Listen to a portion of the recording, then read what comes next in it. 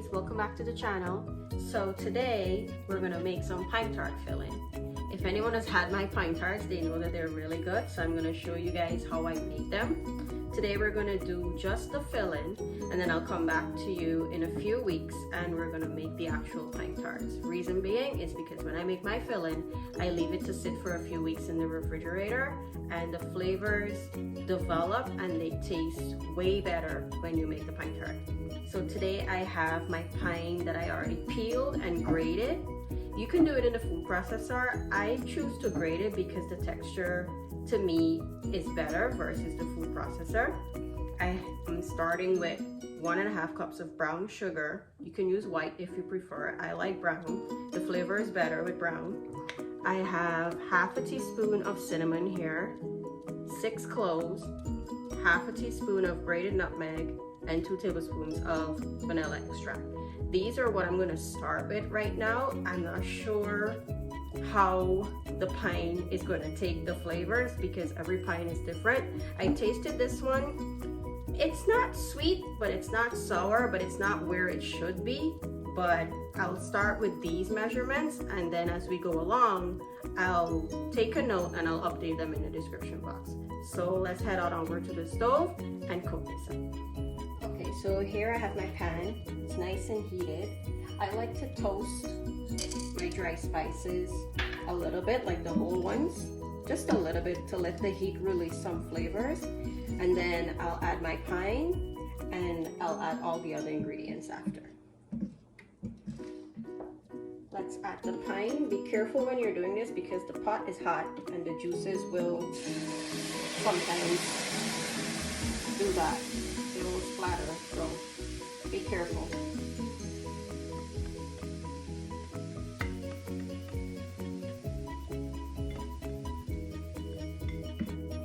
Add your nutmeg, cinnamon. You can use cinnamon sticks if you like to, and 2 tablespoons of vanilla extract. Stir. Sugar.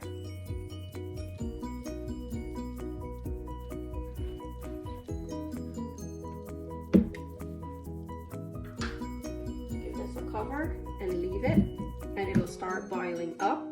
This can take anywhere between 40 minutes to like an hour and 50 minutes because you need to cook it slow.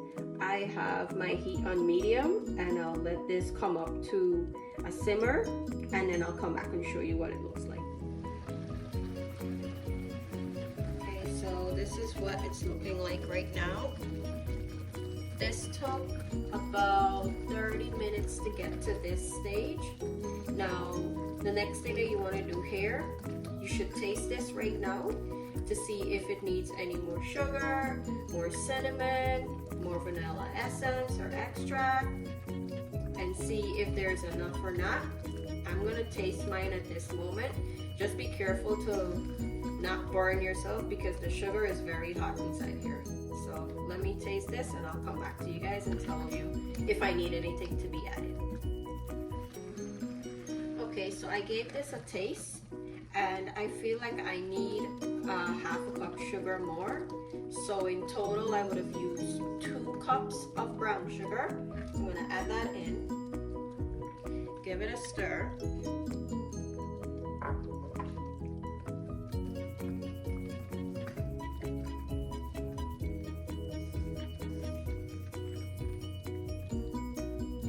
And what we're looking for is all of this liquid that you're seeing inside here like this.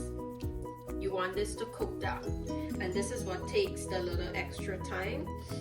It'll caramelize and cook down into the pineapple, and then your mixture should have a little bit of liquid but not too much, because if you were to put this as it is in a pine tart, it will make the dough get very soggy. So let's cook this down and let the liquid evaporate, and then we'll come back and see what it looks like. Okay, so most of our liquid has already evaporated. I like to keep a little bit inside, given that I'm going to put it in the fridge. This gets a little bit thicker when the cold hits it, so this is like the texture you're looking for. When you're picking it up, it's just the filling falling down. So what I'll do, I'll take this off the stove now, and I'll put it in a bowl to put in the fridge. Okay, so here we have our pine tart filling.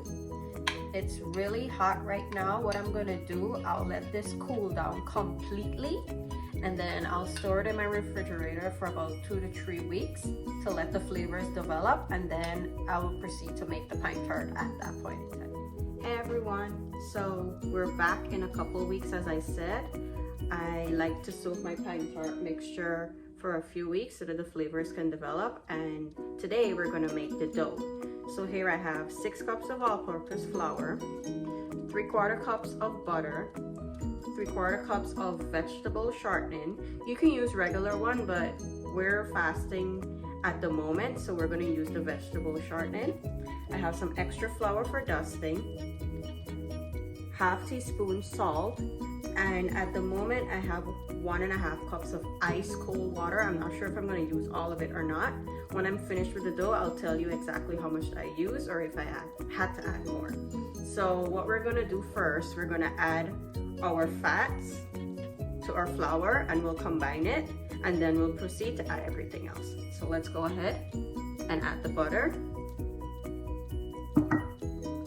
the shortening, and what you want to do is work this in really well.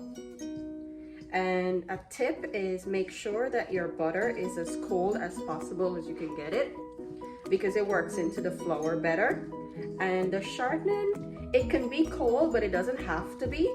I usually have mine cold, so it works in at the same consistency as the butter.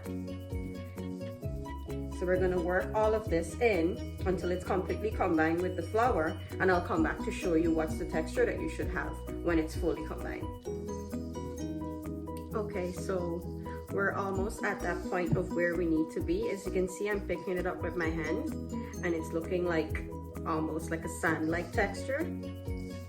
Okay, so I like this. This is my texture that I'm looking for.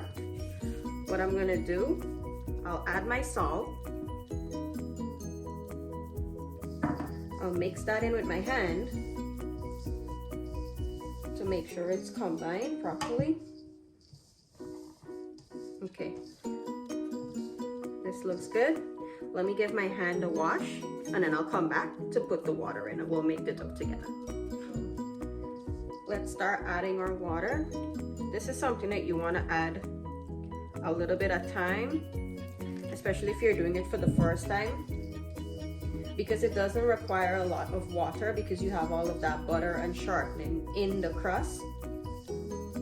It'll come together really quickly.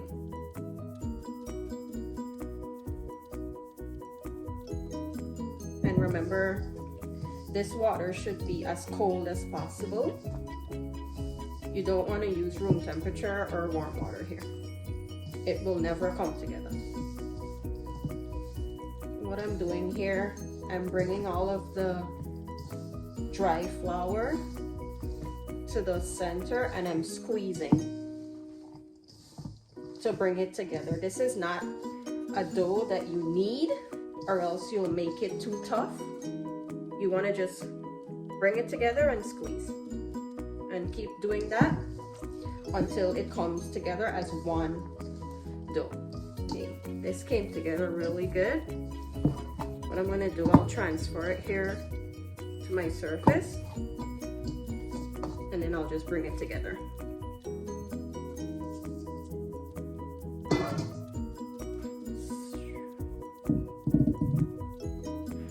So I used a total of 1 cup of water to 6 cups of flour. Okay, so this is our dough. It came together. I know it looks a little crazy right now, but trust the process, because this is not something that you need to completely knead in. When you're gonna roll it out, that contributes to combining all the ingredients together as well. So what I'm gonna do, I'll wrap this up in some cling wrap and I'll put it in the fridge for about 5 minutes for it to relax.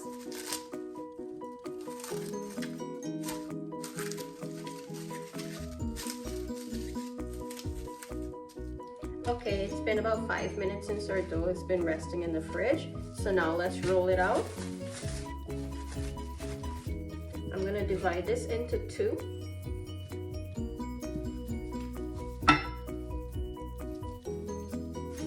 And I'll leave the remaining half wrapped in the cling wrap, just to keep it nice and cool. Put it aside. And let's proceed to roll this out.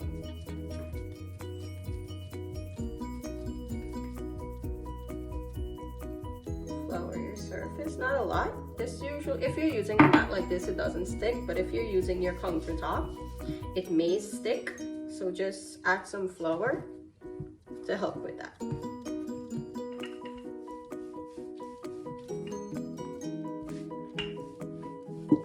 So I'm going to proceed to roll this out as thin as I can, and then we'll come back and I'll show you how I get my pine tart circles. Okay, so I have my pastry dough all rolled out. It's rolled pretty thin, like if you're rolling it on a mat like this, if you can slightly see through the dough, like I can see these texts that are bottom here, then I know it's rolled to like my type of thickness that I like. And I'm gonna show you guys how I cut out my pine tart circles. So nothing fancy. I just have a bowl. This is what I always use. I'll just put it down like this, create an indent, and there you go. So here I'm just showing you how I'm running a knife around the edges where the indent has been made. And after I'm finished with this, I'm just gonna take away the excess flour and roll it back up into a ball and repeat rolling out the process back, rolling out the dough back again. Some persons would do this with like the individual pieces of flour. I don't do it that way because I find that you don't always get like the circles even. So I prefer it this way, and it looks much more neater and cleaner. So all of this is gonna come back into a ball, and we're gonna roll it back out until we can't have any more circles from it. So here I have some water, and I have my pine filling. What I'm gonna do, I'll add some of the filling to each one of the circles. You don't want to overfill this, but at the same time you still want to have enough pine. Okay, so what I like to do to seal the edges, I take some of the water and I just take my finger and run it around. And I'll do this for all of them. And what I'll do, I just fold one end over like this. You may need to move the jam around. Fold the other end. Make sure you pinch the top. And then the bottom, you just fold it over like this. And pinch all 3 of the edges. You just need to press it down a little bit. And there you go. One completed folded pine tart. So here, after folding it, I like to put them on a non-stick baking sheet so that they can be ready to go into the oven. I'm gonna fold all of these out, and I'll roll the rest of the dough and complete all of the pine tarts, and then I'll come back and show you before I put them in the oven. Okay, so we have all of our pine tarts prepared here. What I like to do before putting it into the oven, I have half a cup of whole milk here and 1 tablespoon of butter. I'm gonna melt this, and then we're gonna baste the pine tarts. So let me go melt this and I'll come back. Okay, so now that we have our butter and milk melted together, I'm gonna take just a little bit of it. It's okay if you have these butter pieces in between. Those are gonna melt in the oven anyways. I'm just gonna baste it a little bit on top. Some persons like to use eggs. I personally don't ever use eggs. I always make vegetarian pine tarts because you never know when someone's fasting or if you're gonna host someone that's vegetarian for them to actually enjoy one.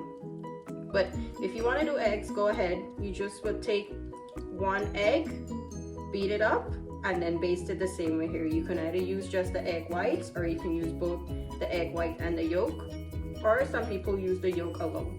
So I'm going to continue to baste these, and then I have my oven preheated at 350 degrees, and we'll bake these for about 25 to 30 minutes, or until golden brown and the pastry crust has been cooked. Your oven may vary, so you can start off at the 350 for 25 minutes and place these in the center. So let me continue to do this, and then I'll pop them in the oven. I'll come back to show you within 30 minutes or so how they look after me. Here we have our delicious pine tarts. They baked up really nice and golden. Like I said, they will open no matter how much you try to close them up because of the sugar inside. Some of them will open. Let's break into one. Let's do this one right here. See? All filled with jam. The crust is so soft. See all the little layers? It's because of all that butter. So I hope you guys like my recipe today. Give it a try. If you do link it at the bottom in the comments. And I hope you guys like, share, comment, and subscribe to the channel. If you like my other recipes, do give it a like. And if you give them a try also, link them at the bottom in the comments. If you guys have any recipe requests or so, don't be afraid to leave it in the comments. So I'll see you guys on the next recipe. Thank you for watching today. Bye.